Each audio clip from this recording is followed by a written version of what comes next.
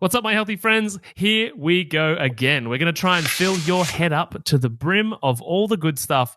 So much good stuff, you may not even know what to do with it all. But if that's the case, we've got you covered because we've got courses and programs to cover all the bases. Because in 2022, it's my mission to coach 300 people to get control of their emotional eating so they can lose weight and actually keep it off without counting calories or eating rabbit food.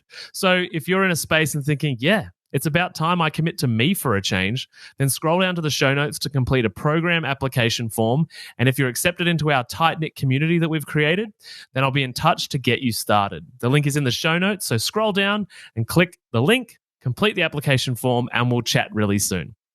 Okay, so we've got a big dog on the show today, a heavyweight in the podcast and online social media health expert world. This particular man went on his own personal health transformation beginning in 2008, shedding 80 pounds, which is about 36 kilograms of pure body fat. Ever since, he's been on a mission to help 1 billion people live a healthier lifestyle. He's the author of 4 best-selling books: Keto Flex, The Perfect Health Booklet, The Intermittent Fasting Cheat Sheet, and The Power of Sleep. And in this process has become one of the go-to guys for intermittent fasting and the ketogenic diet. He's known as the health detective because he investigates dysfunction and he educates, not medicates, to bring the body back to a healthy baseline, which we love a bit of those natural health shenanigans over here on the show. He's also the founder of the famous Keto Camp, a global brand bringing awareness to ancient healing strategies such as keto diet and fasting. As well, he's the host of a top 15 ranking podcast called the Keto Camp Podcast, which I was recently on, episode 412, obviously the best episode. Check it out along with the rapidly growing Keto Camp YouTube channel with over 130,000 subscribers and a TikTok channel boasting over 200,000 plus subscribers and over 30 million downloads. And this legend is the epic functional nutrition practitioner, That's a great introduction. Ben Azadi. Welcome to the show, my friend. How are you? And yeah, definitely one of the best ones we've ever done. So I'm going to be on your show today too. I am very grateful for you pandering to my ego. That's amazing. So, dude, you lost 80 pounds, which is such an incredible achievement, and you should be so super proud of that. But I'm wondering if you could tell us, what was that rock bottom moment that led to that first light bulb moment or decision to be like, I need to change my life?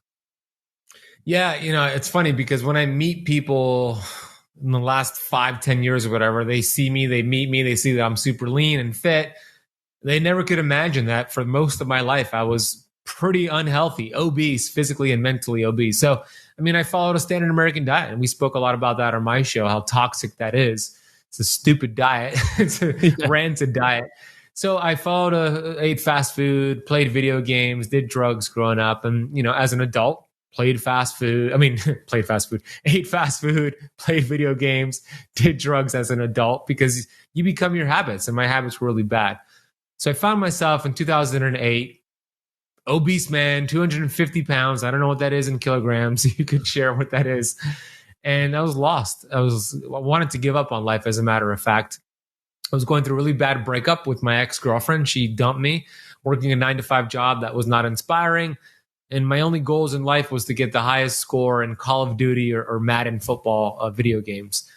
So I wanted to actually end my life, Matty. I was looking for ways to do that. And every time I explored suicide, I kept thinking about my mom. I kept thinking about what she would have to deal with if I took my life. And it kept stopping me, thank God.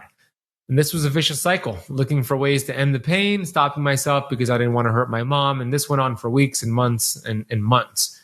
And eventually, I had to do something because I knew I wasn't going to take my life, but I knew I had to make a change. I was rock bottom. I was tired of being rock bottom. So I started to read books for the first time in my life. Besides having to read books to pass classes in high school, I chose to read books. And I picked up a book from Bob Proctor, who's right behind me right here. The photo I have behind me, Lisa Nichols, Jim Rohn, Tony Robbins, Earl Nightingale. These incredible authors, and these books really inspired me and opened up a whole new world to me. The most important thing that the books did for me, the books helped me take ownership and responsibility for the first time in my life. And as you know, Matty, that word responsibility is a very important word to understand. Our greatest ability is our responsibility, and that simply means your ability to respond to life. Back then, my ability to respond to life was really poor. I was the victim. It was my slow metabolism. That's the reason I'm so overweight. My enabling family members. I was blaming everything and everyone except for the person who was truly responsible, me. So I literally said those words out loud. I am responsible. And something that's really cool is when you take responsibility, it's almost impossible to be angry and resentful and the victim. I immediately became the victor of my destiny. No longer was I the victim of my history. So I started to move my body. I started to eat better. I stopped playing video games and I picked up my bicycle and went for a ride, played some basketball. And in 9 months, I went from 250 pounds down to 170 pounds, 34% body fat to 6% body fat. Finally achieved a physical six pack. But the most important thing that I achieved is what I call a mental six pack. I started to really understand how important those thoughts are towards healing your body. And that was 14 years ago. Ever since then, I've been a student, learning and studying and applying, and a lot of things have happened along the way. But yeah, that's where I was at, and it was a great journey, and I'm grateful for it. Yeah, that's incredible, man. Like, yeah, I'm so inspired by that journey, and even having not been on such a huge health transformation myself, it's incredible to see how people like yourself make those changes. I'm curious to know, talking about responsibility, like a lot of people take a long time, and sometimes they never come around to the idea that they're responsible for the narrative of their life, the suffering of their life, the health situation that they're in. Why do you think people find it so difficult to go from that place of being the victim to taking responsibility? What do you think are people afraid of when they take responsibility? Well, it's a great question. First of all, it goes against everything we're being taught from the school system through social media and just TVs and movies. It's not your fault. It's somebody else's fault, right? You're the victim. And people like to be the victim. I mean, there's a high from it. There's a high from being angry. People get high off of being angry. That's why people watch the news all the time. So that's part of the reason why it's so difficult to change. And the second part of it is the paradigm, right? You know all about that. It's a multitude of habits that are right into your subconscious mind. If you've been trained to believe you're the victim and it's somebody else's problem, that's what your paradigm is, and that's what you automatically think.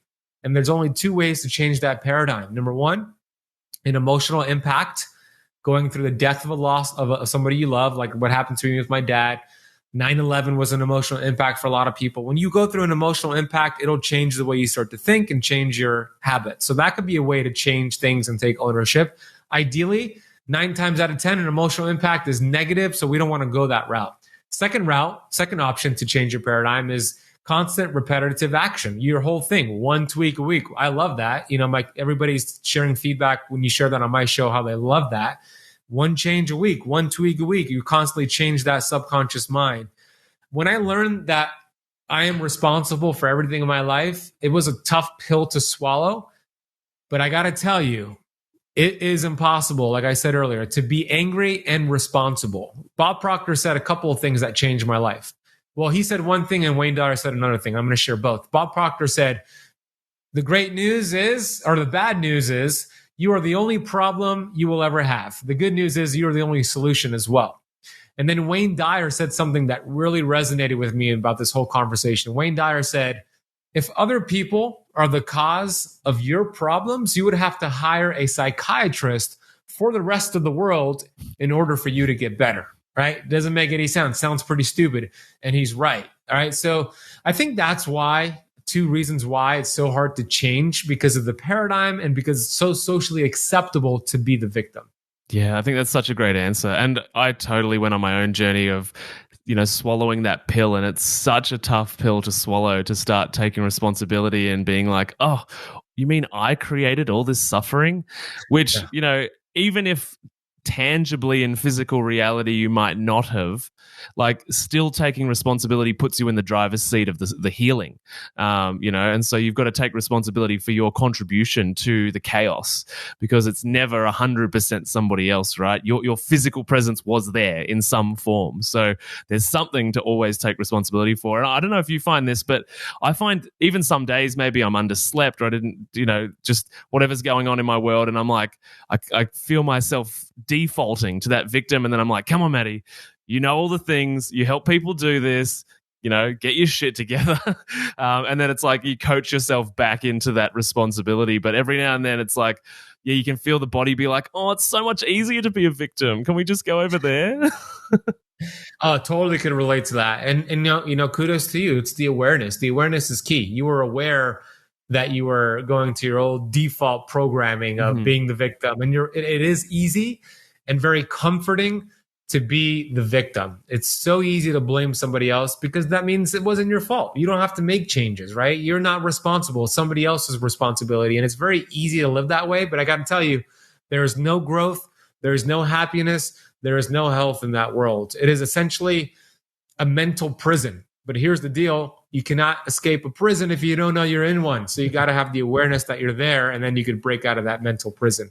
So obviously for you, a part of this transformation and responsibility, keto came into it, and you've become the keto guy, right? So of all the different diets and different ways of eating that are out there, on your transformation, why was keto the thing? Or how did you come about finding it, and why was it the thing? Yeah, and I explored different diets. So I did paleo. I was a vegan for a year and a half, like strict plant-based vegan for a year and a half. And I've tried different things, different gimmicks and fad diets and weight loss programs, etc. When I started to research keto, it came at the same time I started to research intermittent fasting. This is back in 2013. Mm-hmm.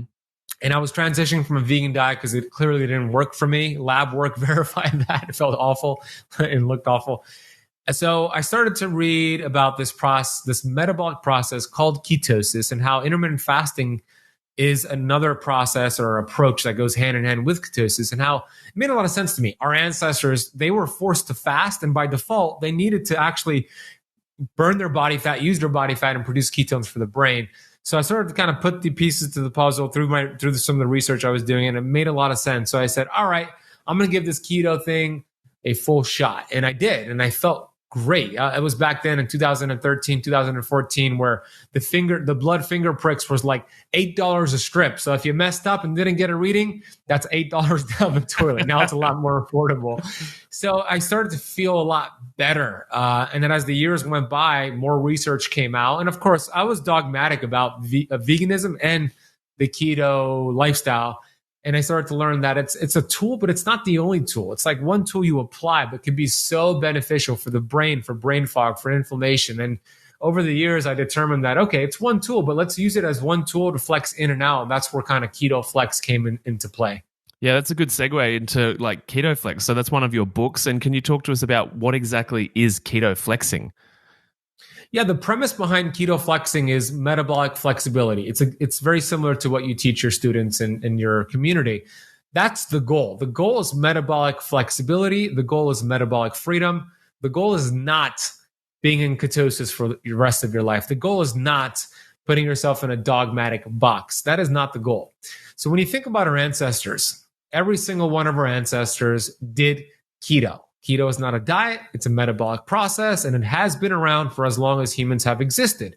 Our ancestors had to go through periods of time called famines where they didn't have food. It was a famine, and they had to fast, and they needed the ability to utilize their fat stores as an energy source, which then the liver used those fatty acids to produce ketones. This is called ketogenesis, and that was for the brain, that was for the body to survive.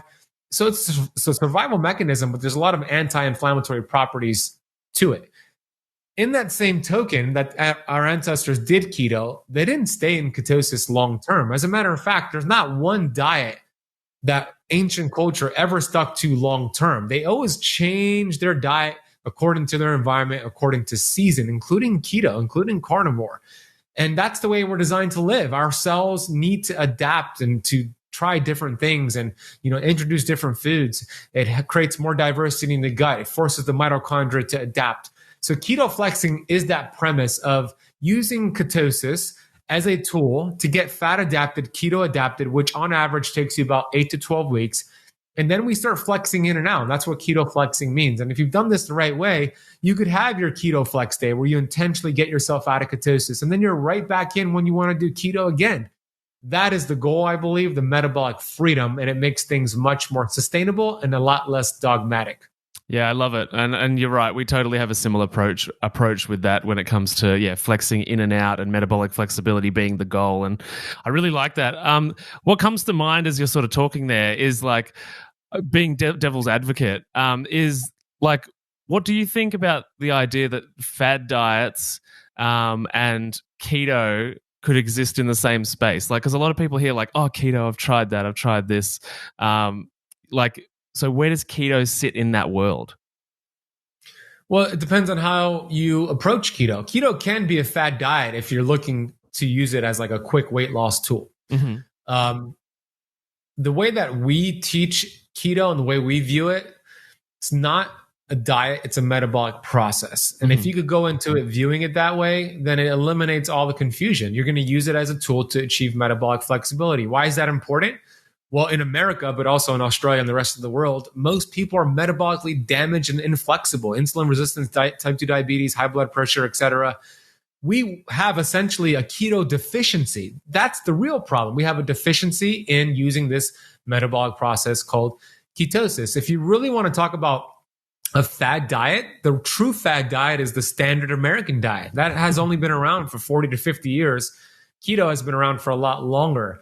So I think the reason people lump in keto diets with fad diets is because it's so popular. There's a lot of people teaching it. People are teaching it as a weight loss tool, and people use it to lose weight, which can help with that.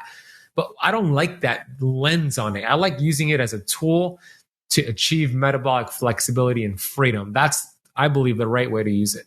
Totally. Yeah. And I'm with you there. What do you feel about ketosis and women? Like, how do women need to do it differently in regards to hormones? Because I feel like every diet on the internet has a bit of a life cycle, and like social media means that it progresses for a certain number of years, and then all of a sudden all of the people come out the other side that it didn't work for, or that messed up their hormones, or that didn't quite do it properly. And you could argue that people getting information from the internet and taking like a bit from my podcast and a bit from your YouTube channel and a bit from over here. They're trying to put a puzzle together using pieces of like 10 different puzzles. So it's kind of no surprise to us practitioners, I think, that it's like, oh, you tried to do it yourself based on 25 different social media influencers. Of course it didn't work out because you were using bits of 25 different protocols. Do you know what I mean? And so I feel like we're at that point where a lot of people are like, didn't work for me, stopped working for me, damaged things, I gained weight.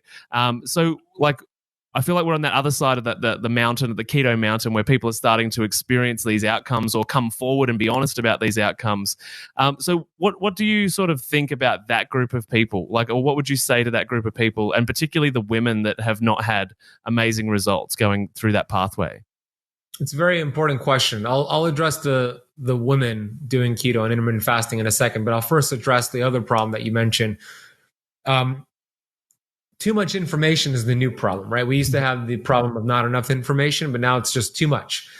And I love the quote. I forgot who said it, but we are drowning in information, but starving for truth.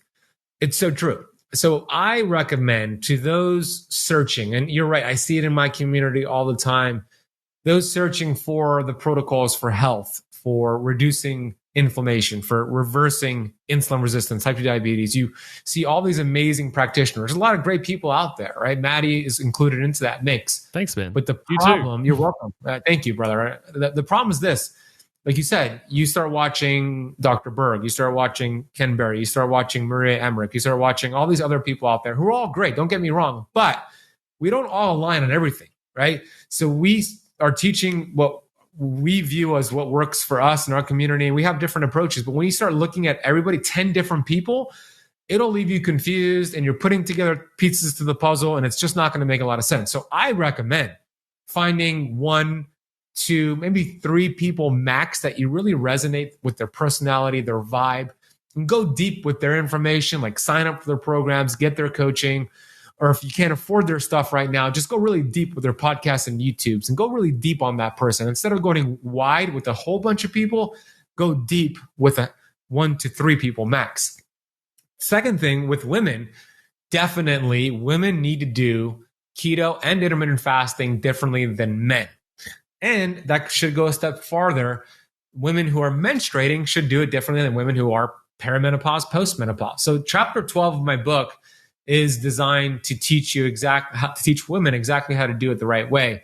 I will give you a perfect example. If a woman has a monthly cycle, the week before her period, that bleed week, that's the week where you do not want to be in ketosis. You do not want to do a lot of intermittent fasting. Why? Because you want to build progesterone and estrogen during that week for a healthy monthly cycle. And guess what? You don't build progesterone and estrogen with keto and intermittent fasting. That doesn't happen. So that's a flex week. And I talk about that in the week, 7 days of higher carbs, no fasting. The best week to do keto and aggressive intermittent fasting, longer fast, is your bleed week. This is why, by the way, and you've probably seen this, so many women are like, I'm going to do keto for months and months and months. And they're like, the week before my period, I get all these cravings. I want chocolate. I want carbs. That's the innate intelligence telling your body you need to bump up glucose and insulin, because insulin helps make those hormonal conversions, including progesterone. It's the innate intelligence telling the woman's body, get the carbs. We need a healthy monthly cycle. And when you just fight that, Mother Nature is going to get the last laugh. So there are strategic ways to do this. And now for postmenopausal women as well, like at this point of your life, the ovaries have shut down. They're like, I'm retiring. And it's an organ that has completely retired on you and shut down. So your adrenals pick up the slack. So you want to perform more, oxytocin producing exercises, meditation, laughter, love. So there's so many considerations. Now for us men, we could be more aggressive. We could do 3-day water fast, 5-day water fast. We have a 24-hour hormonal recycling pattern, and we could be more aggressive. That's why a lot of men get faster results than women, because we could be more aggressive in that aspect. So those are some considerations for men versus women. It should not be applied across the board. We should look at our specific biology, but also your health history. So we could go down a whole rabbit hole, but just to answer your question, it needs to be done differently for men versus the women out there. Yeah, we're so on the same page, man. I love this. This is so good. Yeah, and I think too, like that week before bleed week, where for women where carb cravings go up and the chocolate happens and all of those things happen, is often historically from a fad diet perspective, that's the most common week that people fall off their diets, not just for the week, but like for years. And equally, that's the week that they beat themselves up the most because they're not sticking to the diet. And so I think this is a really good conversation. Ironically, we're both men that have never had a period, but just to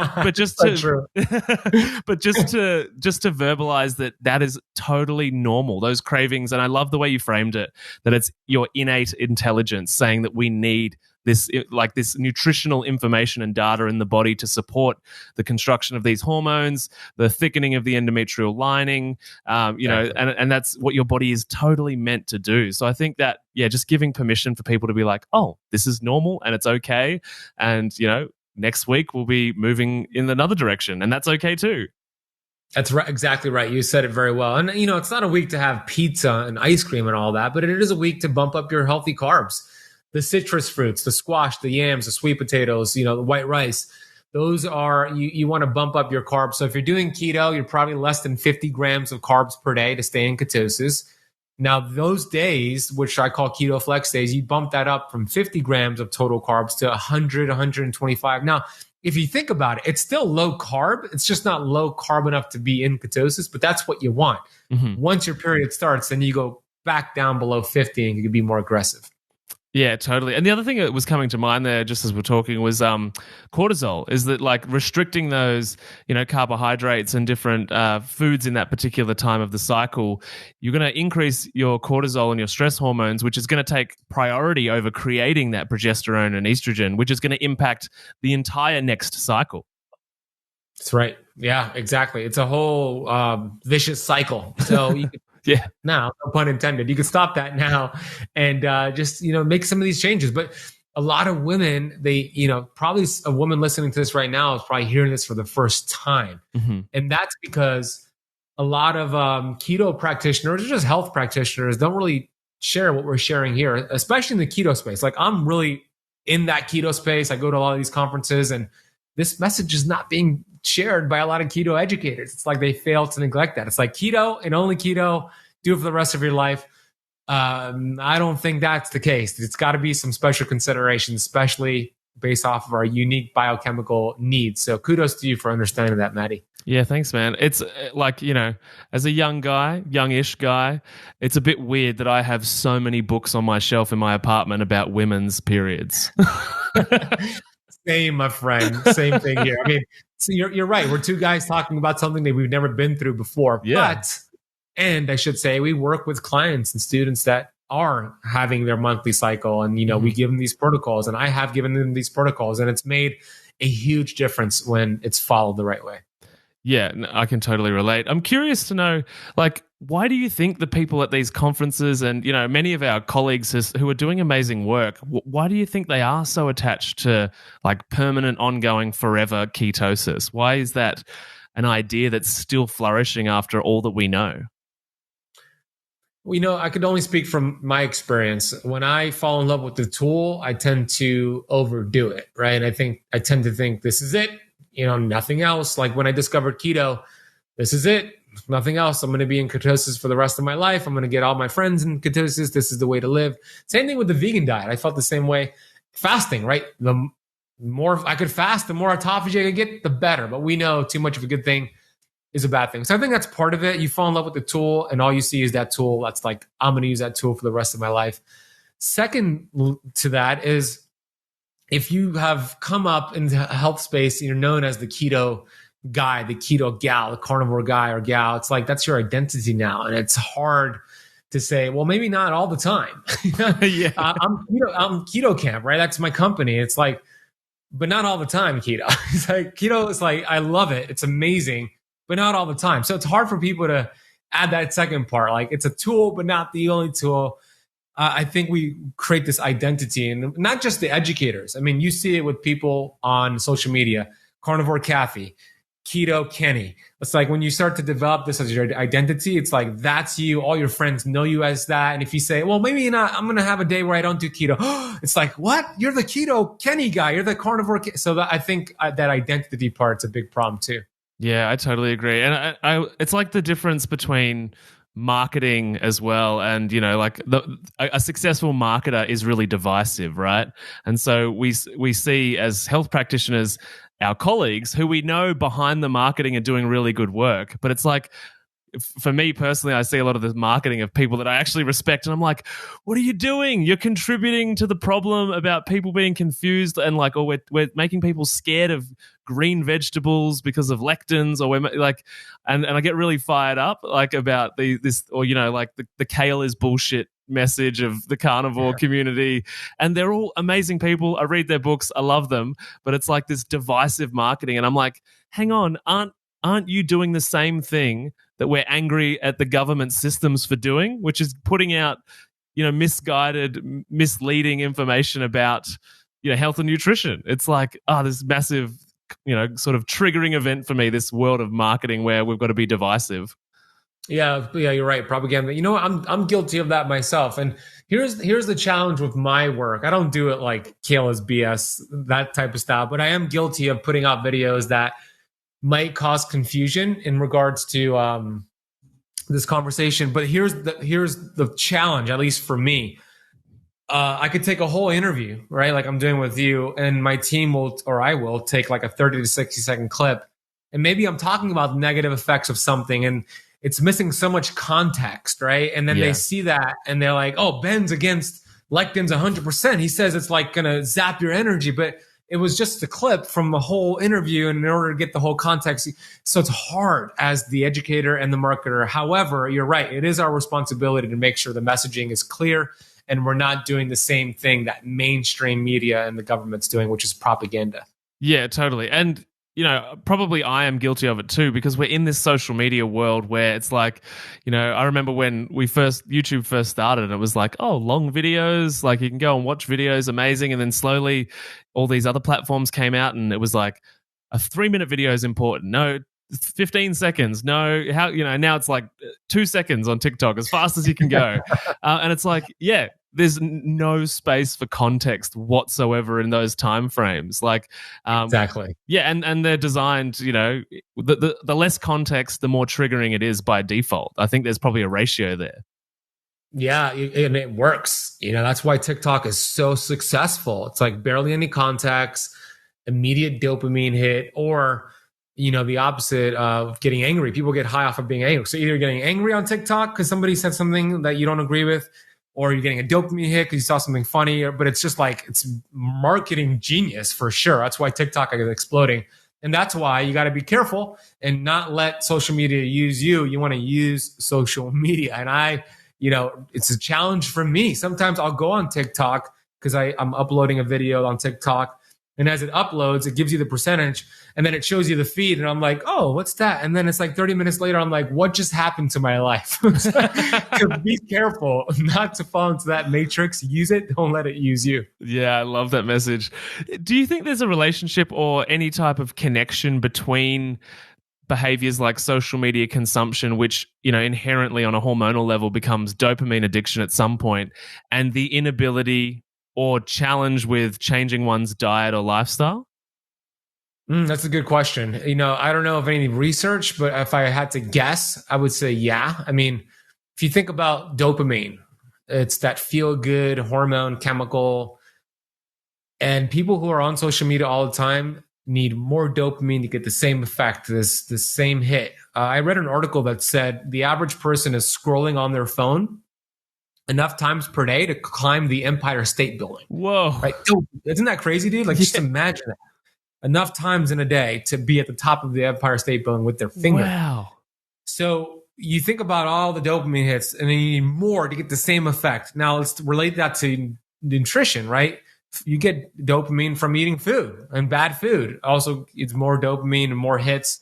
So you need more bad food and more sugar. So when you try to transition to clean foods, you don't get that dopamine hit and you're so dopamine resistant. This is just me guessing what's going on.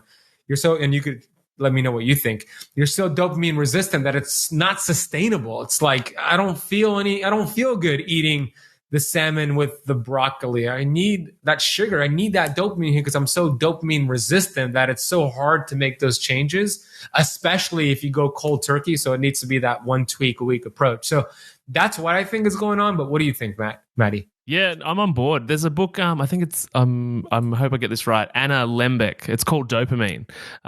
It's a really, really good book, lots and lots of good research, and it's basically just as you presumed. So, the more dopamine resistant you become, the less exciting anything is, and often, people go towards food because they want to either nurture an emotion or have an emotional experience, which in some way is usually connected to pleasure. Dopamine, right? And so, I think without regulating your dopamine in the process of having a lifestyle or diet change, then you're going to just go from one addiction to the other because you haven't nurtured that transition in your, reclaiming your dopamine receptors, so to speak. Yeah, that's exactly it. That's an interesting book. I'm going to look it up. And something I do is I take dopamine breaks, right? There's a philosophy. It's exploding here in the US. You might have it in Australia. Dopamine fasting. Yeah. Have you heard of that? Yeah, I talk about it a lot on the podcast. Oh, you do? Yeah. So you already, I don't have to explain it, but there's a day you could dedicate to a dopamine fast where you're no stimulation, just resetting it. I don't do that, but what I do is I'll have dopamine breaks in between my days. So when I walk my dog in the morning for 20 to 30 minutes with the sunrise, no stimulation. I'm just walking meditation, doing affirmations. So I'm kind of resetting my dopamine receptor sites. Throughout the day, I'll take a break, go to my rooftop, do some visualization, grounding, etc. No phone, no nothing. So I'll sprinkle it in throughout the day to kind of make sure I'm getting a good balance of resetting. Also, I'm not on social media scrolling all the time. So those are a few things that I'm sure you've spoken about, these dopamine breaks you could take throughout the day.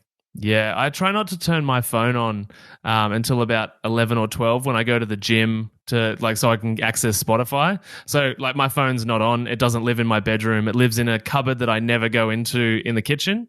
And it's great because some days, I've been doing it so long, some days I forget that I even have a phone. And I'm like, oh yeah, I haven't plugged into the Matrix today. I probably should do that. I love that. That's such a great tip. And you don't have to do it for that long like Matty's doing, but I wait an hour and a half before I turn on my phone as well. You're right. It's the Matrix. And that's very important, especially the first, let's say 60 minutes. If you could really develop that habit, maybe you do the one tweak a week and And right now you're waking up and checking your phone right away. Okay, 1 tweak a week. Maybe you wait 15 minutes this week and you get that win. And then next week you wait 30 minutes and eventually going to at least 60 minutes, because that subconscious mind is most impressionable first thing in the morning. And if you open up your phone, it's Russian roulette. Yeah. You could have amazing, beautiful messages and text messages of love and social media posts of people liking and supporting you, or open that thing up, you got hate, you got nasty comments, you got a problem you have to solve, and boom, now your day, you're just on autopilot. So 1 tweak a week, that's a good one to incorporate. And you could get on Matty's level and wait until 11 a.m. I like that even better. Well, and I think too, like either one of those scenarios, whether it's hate and negativity or whether it's love and kindness, all produce the same sort of situation, which is if it's hate, you're going to desperately seek dopamine at your most vulnerable time of the day because you're the most dopamine deficient after 8 or 9 hours of sleep, right? Because you haven't been getting all of these delicious foods and, hugs and experiences in the world and likes on social media. And so you're going to go towards dopamine anyway. And if you get a dopamine hit in the morning, well, it's just like starting your day with, a heroin shot. You're just going to chase the heroin all day, right? That's a good comparison. And it's not an extreme comparison. It's really addictive, and people don't realize it until they realize it. And that's hopefully conversations like this is helping you become aware. So I've got a question back to the kind of keto flex thing.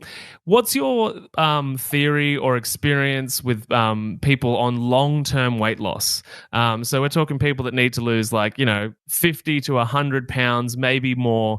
Because a lot of people think of a diet as a thing you begin and never end. Like it's like a thing I've got to do. But this idea of keto flexing is really good because it's like in and out of these different types of, metabolic situations. So for somebody that's got to look, multiple, like this is a multiple year journey that I'm going to go on. And thinking of people, like most people have experienced plateaus. They're like, the inevitable plateau will arrive, and then I'll be like, on to the next diet to figure that out. What's your theory on long-term weight loss and how it should be done? My theory on that is, you don't have a weight problem if you have extra weight right now. When I was obese, I never had a weight problem. As a matter of fact, nobody in history of this world has ever had a weight problem. It's a weight symptom. So we don't chase symptoms. We look at cause. What's the cause? Well, it's usually causes, and it all boils down to cellular membrane inflammation. Okay, what's causing cellular membrane inflammation? That's where we start to dig a little bit deeper. So it could be your nutrition. That's where eating clean, healthy fats and protein, lowering your carbs come into play. It could be toxicity. Environmental toxicity or mental toxicity with your thoughts. So my view on long-term weight loss is, you could definitely hit that goal, but you don't focus on losing weight to get healthy. You focus on getting healthy, and then voila, as a side effect, you lose the weight.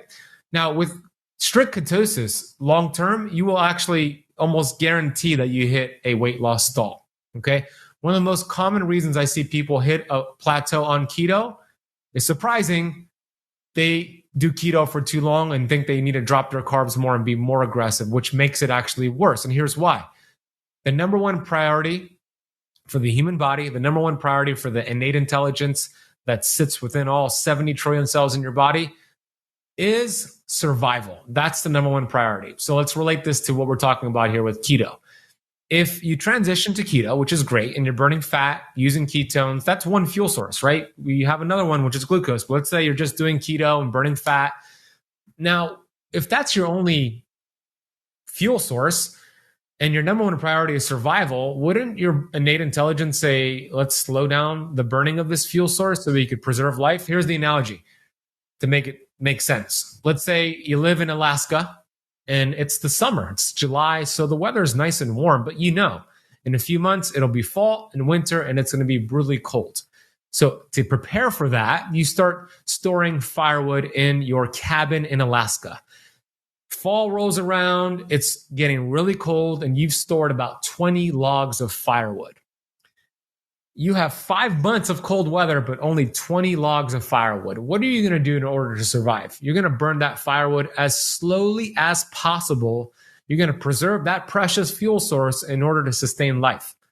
That's exactly what's happening when you are only burning fat and in ketosis for too long. So here's where keto flex comes into play, higher carbs. Now it's like your friend coming over to your cabin and saying, oh, you only have 20 logs of firewood? No worries, I have a ton. I'm going to give you 200 logs. Go ahead and start burning.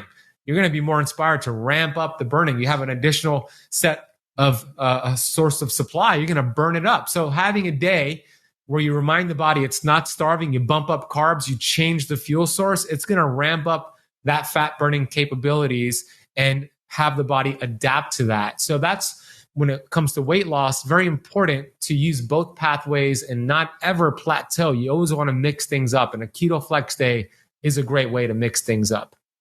I think that's a really great way to illustrate it with the burning in Alaska. I would love to go to Alaska. So I'm curious, do you think should you wait for the plateau, or should you catch it before the plateau happens? Well, here's the tricky part. I would say do it before the plateau, but here's the caveat. If you've done, because at the point where I recommend keto flexing is about 8 to 12 weeks in when you're now keto adapted. But the caveat is this. If you still have insulin resistance and type 2 diabetes at that point, well, maybe it's not a good idea to have a high carb day, right? Maybe you stick with it for a little bit longer and you work on that metabolism. And then you could experiment and work with a practitioner on this. And I kind of teach this, I teach this to my students in my academy. Your flex days don't have to be a higher carb day. It could be just an mTOR day where you have a lot of protein, a caloric surplus. So there's different ways to kind of mix it up. But to answer your question, I would be ahead of the game and make sure you're always mixing things up before you hit a plateau. But if you hit a plateau, no worries. I always say there's only 3 things guaranteed in life: death, taxes, and a weight loss plateau, right? So I'm not going to teach you about the meaning of life or how to do your taxes, but I'm going to teach you how to break a weight loss plateau. And how you break it is mix things up. Yeah, cool. You mentioned in there protein. I'm curious, what do you think, or have you looked into the protein leverage hypothesis? No, what is that? Oh, it's basically so a bunch of evolutionary biologists did a bunch of research, and they found that most animals will overeat until they get their amount of protein. So it's like if, say, for instance, we use a vegan diet, which has obviously got a very high carb but lower protein, that you will overeat as many carbs as you need to in order to hit your protein intake, whereas obviously carnivore animals and humans hit that much sooner. And it's just the idea that you choose your foods in order for protein priority, essentially. I've never heard of that, but that makes a lot of sense to me. And the way I teach keto is a high priority on protein.